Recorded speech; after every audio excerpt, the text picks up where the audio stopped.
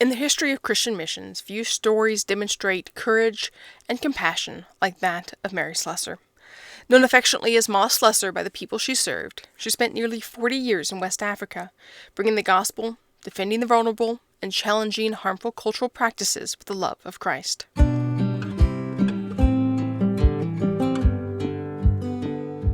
Mary Mitchell Slessor was born on December 2nd, 1848, in Aberdeen, and grew up in the nearby industrial town of Dundee. Her childhood was far from easy. Her father struggled with alcohol, and the family lived in poverty. From a young age, Mary had to work long hours in a textile mill to help support the household. Despite the exhausting conditions, she developed a deep faith through the influence of her mother and the local church. As a teenager, Mary attended mission meetings where stories of Christian missionaries stirred her imagination and faith. She became particularly inspired by the work of David Livingstone, whose efforts in Africa had captured the imagination of the Christian world. Mary began to sense that God might be calling her to the same continent. After years of preparation, Mary was accepted by the United Presbyterian Church of Scotland as a missionary. Now, to learn more about those years of preparation, you can listen to the audiobook we recorded about her life, and we'll make sure to have that linked in the description so you can find that easily. Now, in 1876, at the age of 28, she sailed to Nigeria, a land that was largely unfamiliar and often dangerous for Europeans. She arrived in the region of Calabar, where missionaries had already begun work among local communities. The climate was harsh, diseases were common, and life was challenging for newcomers. But Mary quickly demonstrated a determination that would become the hallmark of her ministry. Unlike many missionaries who stayed near established mission stations, she longed to reach villages deeper in the interior, where the gospel had never been heard. Mary's approach to missionary work was unusual for the time. She believed that in order to reach people effectively, she needed to live among them and understand their culture.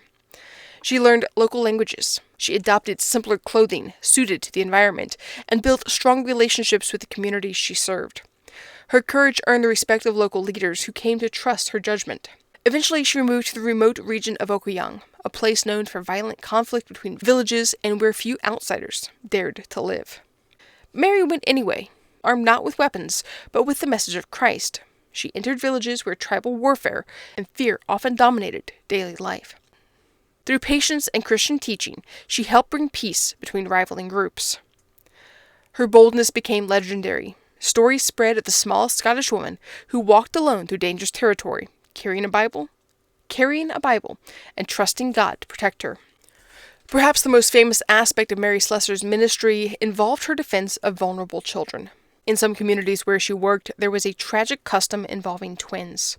Because twins were considered a bad omen, twin infants were abandoned or killed shortly after birth.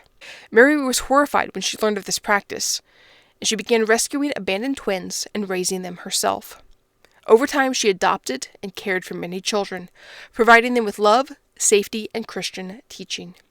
Her efforts helped change attitudes towards twins and gradually eliminated the practice of abandonment in the areas where she served. Mary's influence extended far beyond child rescue and evangelism, though. Over time, she became a respected mediator to local disputes. Village leaders often invited her to help resolve conflicts because they trusted her fairness and wisdom.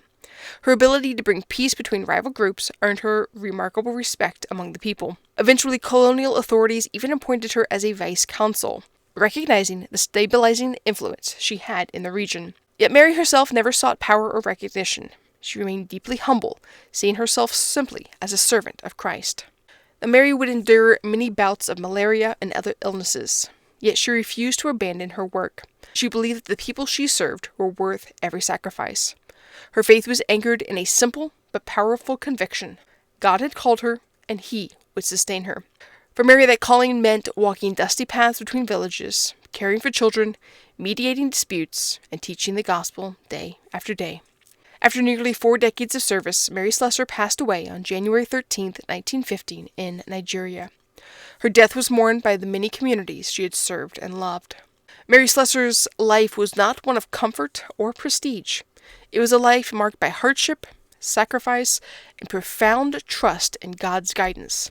Yet through that life, God used her to transform communities, rescue children, and demonstrate the power of Christ.